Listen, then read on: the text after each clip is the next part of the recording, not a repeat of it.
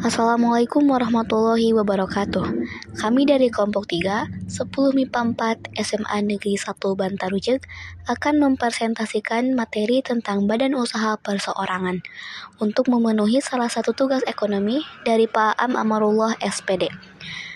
Dengan anggota 9 orang, saya sendiri Dalpa Salsabila sebagai ketua, anggota lainnya Ahmad Ahmadi, Dimas Arya Ramadan, Erin Yulia Irawan, Handika, Natasya Sabila, Naufal Anwar Rabani, Nuni Nur Hasanah, dan Siti Madaniatul.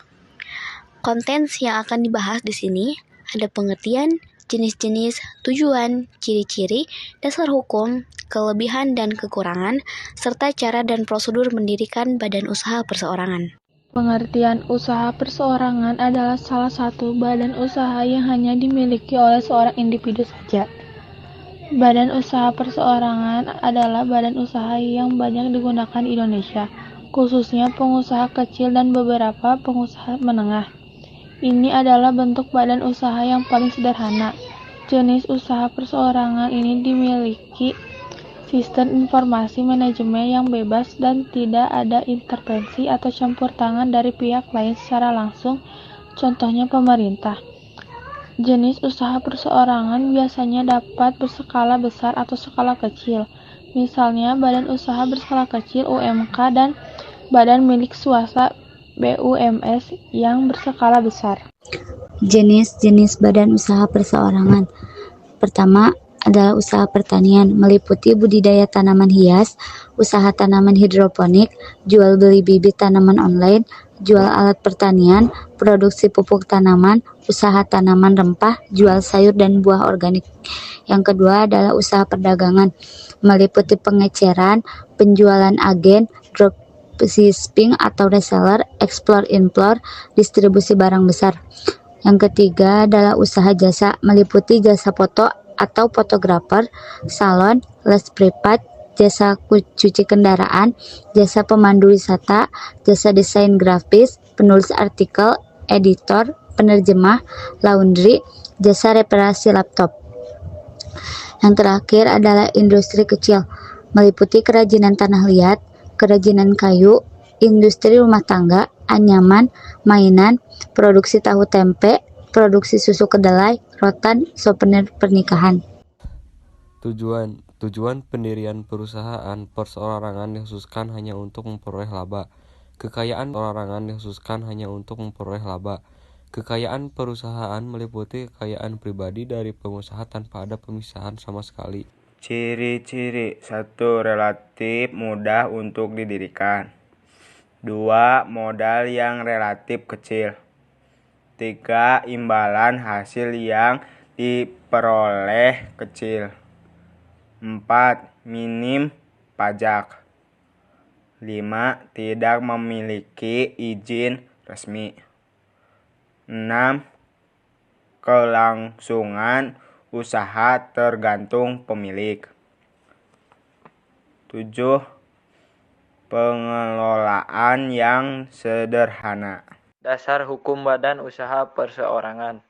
Dasar hukum perseroan perorangan. Landasan hukum adanya perseroan perorangan berpedoman pada Undang-Undang Cipta Kerja.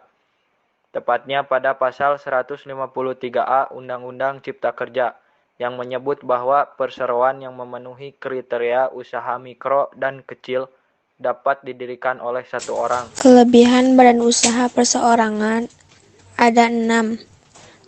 Pertama, tidak dikenakan pajak.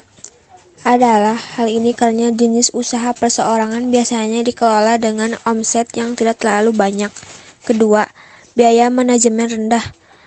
Sistem pengelolaan manajemen pada jenis usaha perseorangan biasanya tidak terlalu kompleks dan banyak dihandle oleh sang pemilik sendiri. Ketiga, proses administrasi hukum tidak rumit.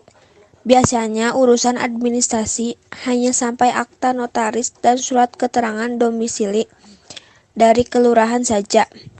Keempat, seluruh jumlah laba dapat menjadi sang pemilik. Kelima, bebas mengambil keputusan. Hal ini karena sang pemilik bisa melakukannya sendiri tanpa intervensi pihak lain. Keenam, pemilik masuk dalam bagian manajemen usaha. Kekurangan badan usaha perseorangan. Yang pertama, tanggung jawab pemilik tidak terbatas. Apabila terjadi sebuah kerugian atau masalah lain yang menimpa bisnis tersebut, maka semua harus dipertanggungjawabkan sendiri oleh sang pemilik. Yang kedua, kelangsungan usaha kurang terjamin. Proses administrasi yang sederhana juga dapat menjadi masalah, terutama kurang menjamin jalannya usaha. Yang ketiga, sumber modal yang terbatas. Modal yang sedikit dari satu orang akan menjadi sumber pendanaan yang terbatas. Biasanya karena masalah dana, inilah sebuah usaha akan kurang berkembang. Yang terakhir, manajemen mudah terganggu. Karena pengelolaan manajemen akan kurang berkembang. Yang terakhir, manajemen mudah terganggu. Karena pengelolaan manajemen yang sederhana juga akan mendapati masalah yang detail. Banyaknya hal yang harus di-handle, sang pemilik menjadi pengelolaan manajemen kurang maksimal. Cara dan prosedur mendirikan. Pertama, akta pendirian pemilik. Kedua, surat izin tempat usaha atau SITU, izin gangguan atau HD. Ketiga, surat izin usaha perdagangan atau SIUP. Keempat, nomor pokok wajib pajak NPWP pemilik. Kelima, tanda daftar perusahaan TDP sekarang diganti menjadi nomor induk berusaha. Sekian video presentasi dari kelompok kami, kurang lebihnya mohon dimaafkan dan terima kasih telah menonton sampai akhir. Wassalamualaikum warahmatullahi wabarakatuh.